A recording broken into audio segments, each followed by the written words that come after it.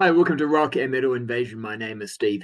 Coming up on the show today, I'm doing a review and a rant about the new Motley Crue song. Well, it's been out for a couple of months, but the latest Motley Crue song, Dogs of War. So yeah, it's been out for a little while now, and I've sort of, I guess, been taking my time to make a comment about it. I may have mentioned it on my channel, I guess, but not actually made it the focus of the show. One thing that made me want to talk about it is that I noticed that it has been issued on vinyl, so you can actually get the song on vinyl, but it's just a picture disc, so it's just one song. And here in New Zealand, it's being sold roughly for around about 70 New Zealand dollars. So that's quite a bit of money. I mean, that's pretty expensive for a album on vinyl, but that is becoming the sort of standard price, unfortunately. But $70 for a picture disc that has just one song. Whoa, it's a bit crazy to me. It's a brand new release. It's not like it's so rare that it's increased in value. It's just that's the price it's come out as. Yeah, it might drop down in price, but the thing is, these things get released because they know that, well, there's lots of diehard Motley Crue fans that need to have everything in their collection. So yeah, they'll dish out the money for it. But so yeah, that was one reason I wanted to do the video. But it's also one thing I was thinking about is I just recently did a show on Peter Kerr's Rock Daydream Nation, and we talked about Joan Jett. And one of Joan Jett's songs that she's quite well known for is "I Hate Myself for Loving You," and that's kind of how I feel about Motley Crue. Motley Crue, I hate myself for loving you because I am a big Motley Crue fan. Again, talking about Peter's Rock Daydream Nation show, I was on his channel, and I was defending Motley Crue and the Theatre of Pain album on his channel when we had a panel review of it. And I like that album, and I like their previous albums previous to that album. And so I'm a Motley Crue fan, absolutely. Yeah, they've not been so good over recent years. I mean, there's really not been much.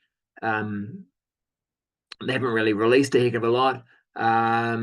Saints of Los Angeles really didn't do it for me. But Saints of Los Angeles, again, just like what people are saying about Dogs of War, didn't really sound like a Motley Crue album. And of course, didn't, even though Mick Mars was in the band at the time, didn't really feature Mick Mars.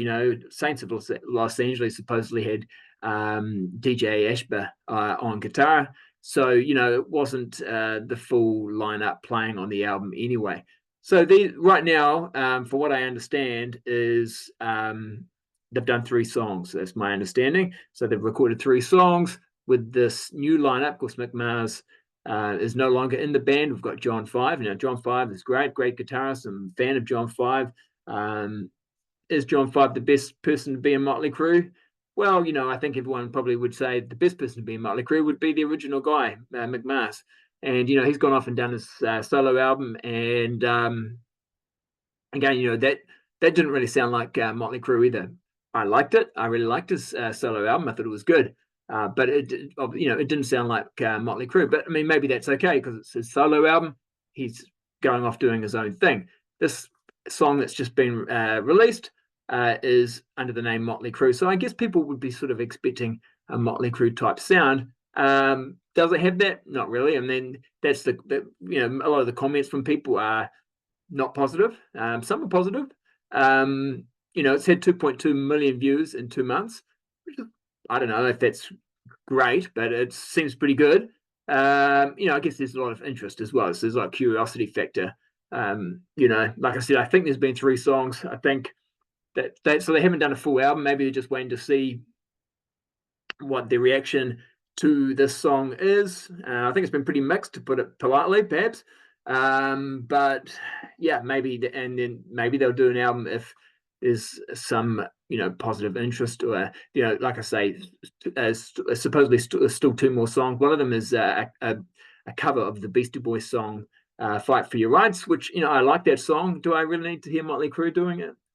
Do Motley Crue do great cover songs? Not that I can remember, but yeah, I mean, it's a good song. I'd be interested to hear their version of it. And then there's some other song which we don't really know too much about. So, I think it'd be interesting to hear those. They've got Bob Rock producing. He's obviously he's worked on their '94 album, which didn't have Vince in the band at that time. And the Dr. Feelgood album, which was pretty big for them. So yeah, as far as the song is concerned, I actually like it, but I can understand people not liking it. I think one of the issues with it is, yeah, it's got the Motley Crue name on it, and it doesn't really sound like Motley Crue. But Saints of Los Angeles didn't really either. A lot of people sort of saying Saints of Los Angeles was pretty much a 6 a.m. album. I mean, you had DJ Ashba playing guitar on it. So yeah, and it did sort of have that 6 a.m. kind of sound to it, production, that sort of thing. Granted, a band evolved, but Motley Crue really haven't been putting out a lot of albums, so it's kind of, this song comes out, and you don't really know what this current sound is, right? It's been so long, so and they've always changed their image and sound over the years. Sometimes it's been good, sometimes it's not been good. The band themselves on the song sound great, but of course it's well produced. Even Vince sounds good, but in concert, different story. Of course, backing tracks help as well. So yeah, like I said, I'm going back to quoting Joan Jett. Motley Crue, I hate myself for loving you, because supposedly a few years ago, and this was something you decided to do. You decided that's it. It's the end. We're quitting. We're not going to tour anymore. And I really think you should have just stuck by that. If that's what you're saying, that's what you're doing, then just do it. To then make this comeback. I don't know. I just think that was unnecessary. And I think in some ways your reputation isn't being enhanced by doing some of the things you're doing right now. Definitely still got your fans, and they're pretty diehard fans, and they're going to stick behind you. And of course the band and people are free to do what they want. And if they want to make a comeback, I guess they can. But yeah, it's just is it necessary? Do people really want new Motley Crue, especially if it's not the original lineup? Like I say, I like the song. I've enjoyed the song. I think it is a good song. But I don't mind a little bit of sort of early 2000s alt metal, which is pretty much what it is. So I don't mind that sort of sound, so I quite like it. But I can understand, if you just sort of like that old, that 80s Motley Crue sound, with Dr. Feelgood, or even Shout at the Devil type sound, then yeah, you're not going to get it on this song. But I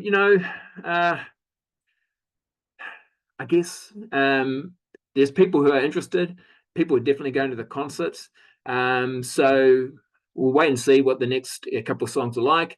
And I'd probably say if there's an album released, I'll definitely be interested in hearing it. But we'll just have to wait and see whether that actually happens. All right, that's it for today. We'll catch you later. All right, see ya.